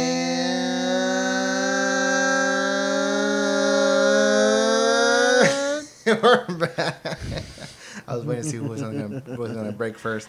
It was me. You suck. I did it. But we were just geeking out And drinking. and drinking out. Well, not drinking out, drinking in. We were drinking some Black Laboratory Tangerine soft serve IPA. So good. And we were just geeking out about some Undertaker documentary. Let's get back right into it. So good. So, are you happy with the way everything turned out? As far as what? I mean, as far as everything, I mean, because, like, I mean, he did so many matches that he even said, like, you know, I wasn't happy with that. This is my last. This is, you know, yeah. Honestly, yes. Because, like I said, like, you know, we just elaborated. Like, I think him. And I'm sorry to interrupt, but also, especially with everything that's been going on, you know, with the pandemic, that they had to even do a special type of match. Yes, and honestly, I don't mind it because it was a great match. I remember when that happened, that was the standout of this 2-day WrestleMania pandemic thing. Yeah, that was the standout. Was the Boneyard match that Undertaker had with AJ Styles at the time. You know, it wasn't known that was his last match. It wasn't until this documentary came out to where he finally officially announced. To officially announce that this was my last match. And just the fact that his last thing was just like, you know, boom, the fire goes off, his symbol comes up, and he just rides into the distance. And he even said him riding to the distance meant a lot more than what you probably thought it would. Like, you know, like, man, it was the perfect ending. I think it was the perfect ending. I do not want to see him wrestle again. Like Shawn Michaels. Shawn Michaels had a great last match with The Undertaker. That was his retirement match. But then the money brought him back to the Crown Jewel. Stupid pay-per-view. Same thing with Triple H. Triple H had a great last match. Dude, and honestly, this documentary not only like puts in light how, you know, like just, you know, Undertaker and everything he went through, but just how good of a person Triple H is.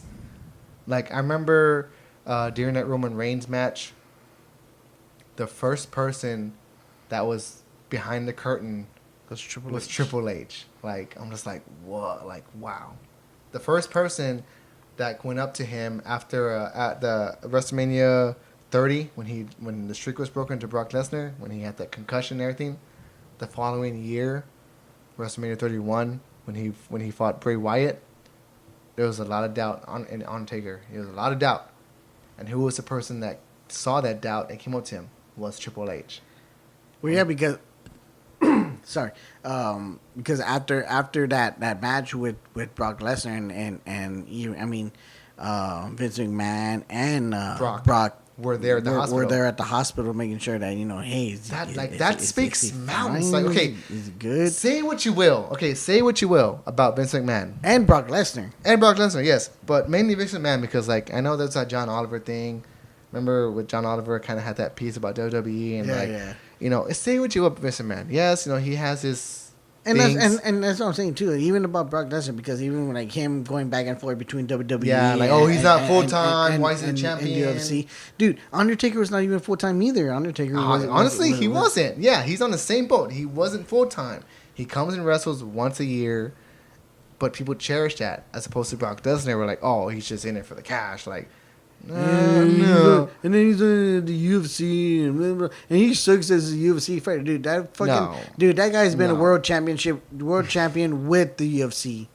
You know, so I want you to go tell that motherfucker that he sucks right. in his Yeah, face yeah. and see what happens. Yeah, you go tell Brock Lesnar he sucks and see what happens. He can kick your ass, Brock Lesnar is good people, But there was that line where Michelle McCool was all like, "Yeah, we got to the hospital, and there was a truck following us.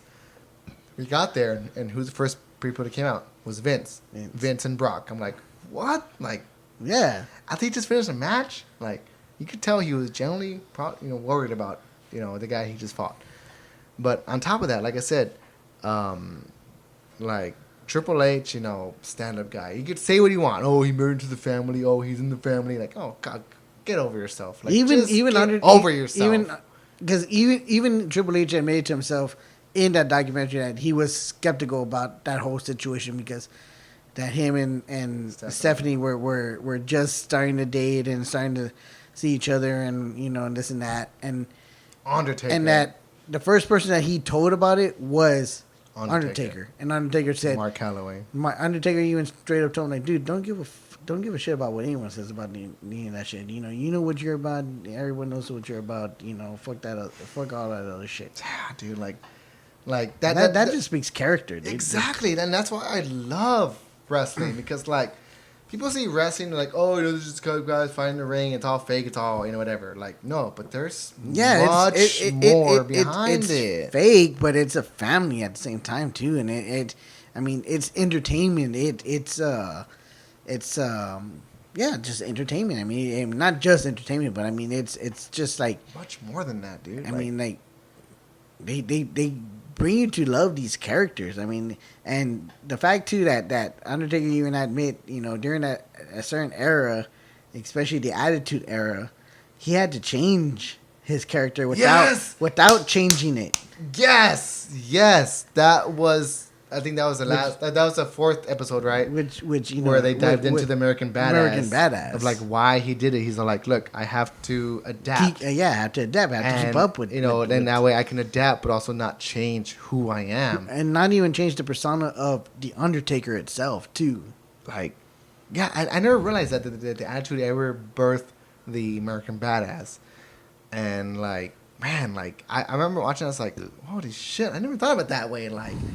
And then, like, again, his last match with AJ Styles, like, AJ Styles, in his promo that he cut, it was like, oh, your wife is posting videos about you, like, oh, like, your wife this, your wife that. Like, he's that guy really personal with it. And even to the point where his wife texted AJ Styles' wife, was like, oh, man, like, I'm kind of pissed off. He's like, man, he's really selling it. He's making me, he's making me hate him. Yes, like, holy, that just speaks miles to AJ Styles, and not only just to AJ, but to all of them. I mean, even Michelle herself too. To like, like, okay, this is just a ruse. Yeah. This is just. And then even his daughter, and like, I remember Undertaker goes like, "Who are you rooting for, me or AJ?" She goes, "AJ." He goes, "What?" Like, like, oh, because I'm glad I kicked his ass. Yeah.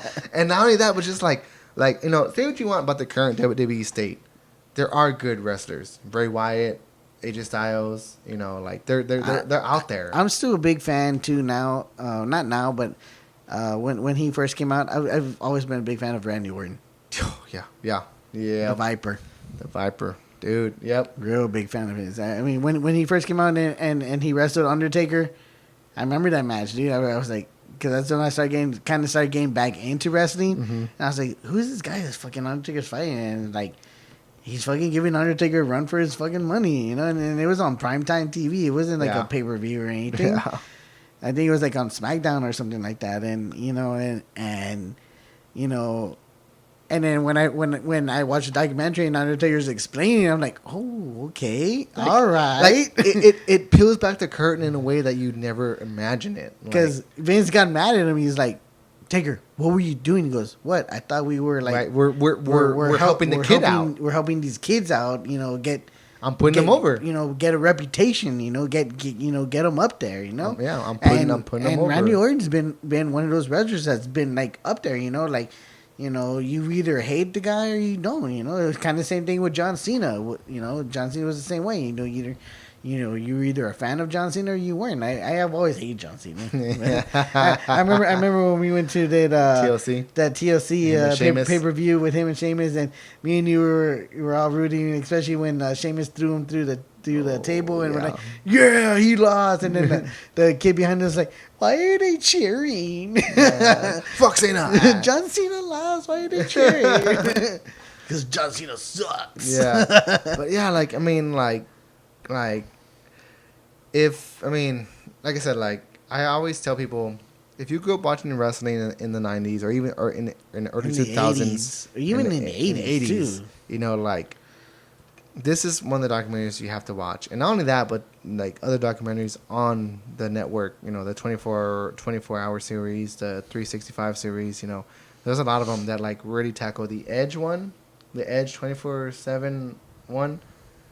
Dude, that one is unbelievable. Like, I have to watch that one. Honestly, watch it because like it'll bring you to tears. Like, it's like one of those inspirational things. There Also, was another one. I like him. I liked him. I like Edge, and then I liked it for the brief moment that him and Christian were tag team partners. yeah, and they've been best friends since childhood. Like, And, that's nothing fake. Like, But they played them that they were brothers. yeah. Same thing with Matt and Jeff Hardy, even though they are real brothers. Mm-hmm. But the struggle that even they went through. I mean, Yeah, and that's another thing, like- even Matt. I follow Matt Hardy. on Instagram, and he even gets personal sometimes on there and talks Yeah. about the struggles that him and his brother went through after they started getting real popular and stuff like that. And then like it's even tackling the documentary that Jeff Hardy's like, Undertaker took me under my wing. And we only got a glimpse of that because of like that one match they had together where Undertaker comes up and raises his hand. Like, that was like a show of respect. Where he raised his hand and He just falls down, like, like, Undertaker's like, all right. But on top of that, it's just like there was much more behind that, and it's just like, man, like there's just a level of respect that you just cannot deny when you watch these documentaries. And as I'm saying, like, being an old school wrestling fan, I mean, I still kind of keep up with it now, even though it's much more silly. Like, right now, like, I'm just like, I'm torn because I'm still a Sheamus fan, even though that they put him on the back burner now. they really did. But I'm still a real big fan of his, and I hope for his sake that his career really takes off. Whether outside of I also think WWE he's more on the developmental side. Like, he's also a trainer. Like, he trains new blood, just to like come Mark in. Henry. Just like Mark Henry, just like what's that one dude? Prince Albert, the hairy fucking guy, the bald guy. Remember, like he's like a main trainer now. Also, William Regal, he's a trainer now. Regal, yeah. Like, like people you would never expect, because I hated William Regal back in the day. I hated it. But I never knew that he was an elite wrestler. Mm-hmm. Like, if you were watching a match between him and Goldberg in WCW, he gave Goldberg a run for his money, because Goldberg was always just like that dominant force. And William Regal was a technical wrestler, especially when Goldberg was defending his streak, because there was that long while that Goldberg had that long streak of that he was undefeated. And then William Regal, like, being a technical wrestler, like, gave him a run for his money. So just like, holy was shit. it William Regal that beat him? It was his name was at the time was Steve Regal. Yeah, Steve Regal. Yeah, so like, but I said, like, he was a technical wrestler, like, he knew the ins and outs. There's another thing you should watch. It's called WWE Untold. It talks about the matches like certain wrestlers had. There's one between Shawn Michaels and Kurt Angle. That one is real technical with the wrestling, and it's so good. Even Kurt Angle himself too. Coming from being an Olympic championship wrestler. Mm-hmm. To coming into the WWE, and just taking it, and just kind of like, at first people were just like, oh, he's just oh, he's full of himself, blah blah blah, because he would wear his gold medal, and then he had his spandex on, and but then like he started doing that stupid Jimmy Crack Corn, and he really like leaned into the character, and like that made him probably one of the best there ever is, like the best there ever was, that's Kurt Angle, like shit, and it makes you respect him a lot more. Hell yeah, dude, like I'm telling you guys, like, if you guys aren't subscribed to WWE Network, and if you're a fan of wrestling or you're even interested, like, dude, just go subscribe. I'm really, like, when WWE decided, oh, we're going to do our own network, I was like, oh, they're fooling themselves. And with the content that they're coming out with the network itself, I'm thinking like, okay, I'm gonna put my foot in my mouth because this is really awesome. Great. Like I'm telling you, dude. Like, and you know, getting old matches, you can go back and get old. Dude, I've been watching a lot of the old TLC matches with Hardy the Boys. Dudley Boys, and dude, the Dudleys were my faves too, man.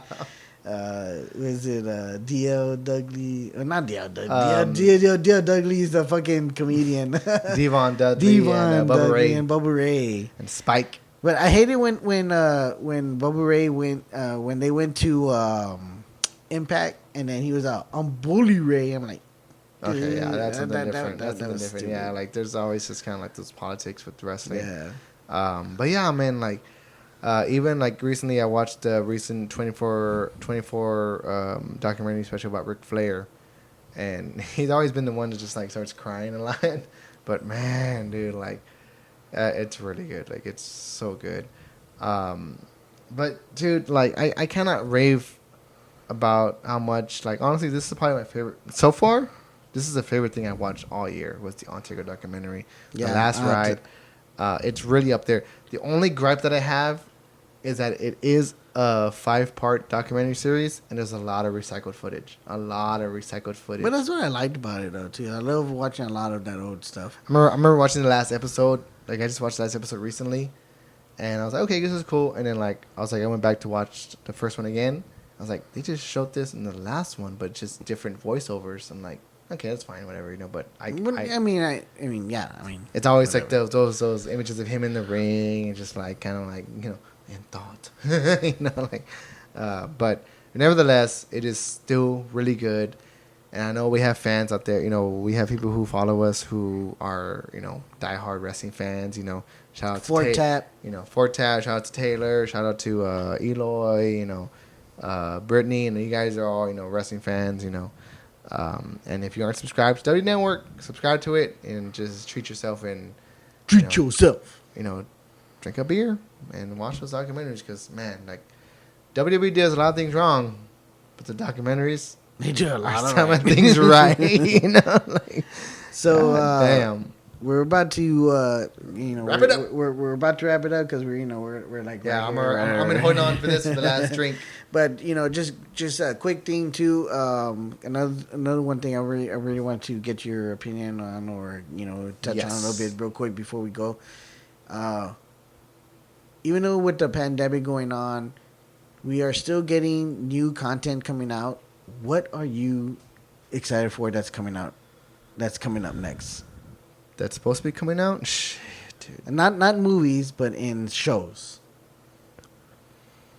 The Boys season 2. Because I was gonna say we just got the Boys, trailer for The Boys. The Boys season 2, and I know you didn't say movies. I know it's not coming out until next year, but we just got the teaser for Halloween Kills. Okay, Halloween Kills. I still haven't seen that. I still haven't seen it. And then I know for me one of the ones I'm excited about other than The Boys is the Umbrella Academy 2. I said I finished the first one. What's another one I'm also excited about? Isn't Mandalorian still on board? Yeah. So far, as I know of, it's still slated to come out for August. There hasn't been any pushback or anything. And the good thing about that is that it's been filmed already before the pandemic. Yeah. So most of their production is just kind of like something that people could do from home. So I'm hoping. So far, I said I haven't, and it's weird because we're already in July. We haven't got no trailer. But you know what's weird though? During this whole pandemic, we never got. I know you haven't been watching it, but we never even got the final episode for this season of The Walking Dead, and this is about the time when Fear the Walking Dead is coming out with their new season, and then The Walking Dead comes back in October. So you're looking for the last season or for the remainder of the last season? No. The season that was supposed to end in March. We haven't got anything? We have not got the last episode. Really? It's just one episode. That's weird. Yeah. You would think they would have filmed that already. you would think. I don't know what's fucking going on because we still haven't even gotten it because they're like Since March? because there was all this Just stuff like one episode? oh due to the pandemic we're pushing the last episode till further notice and we've never gotten it. We have not gotten that last episode. What do you have to go to the HB to watch it or what? No, dude, it's just weird. That's what I'm saying. We have not gotten it. I'm like, what the hell?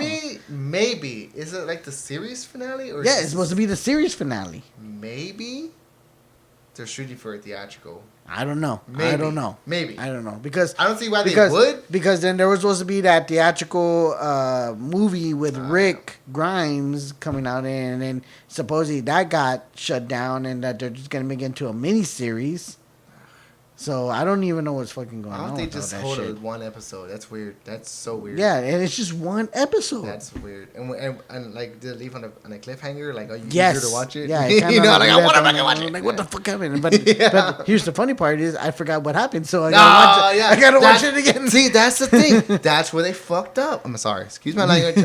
But that's where they're messing up. Is that it's been so long to where like, wait, shit, what the hell happened? Like, it's been 6 months since. And we already got the trailer for the new season of Fear the Walking Dead, That's which still is going supposed on. to be coming That's on. still going on. Yeah, and the last season fucking really left you on a cliffhanger with Morgan. Okay. I think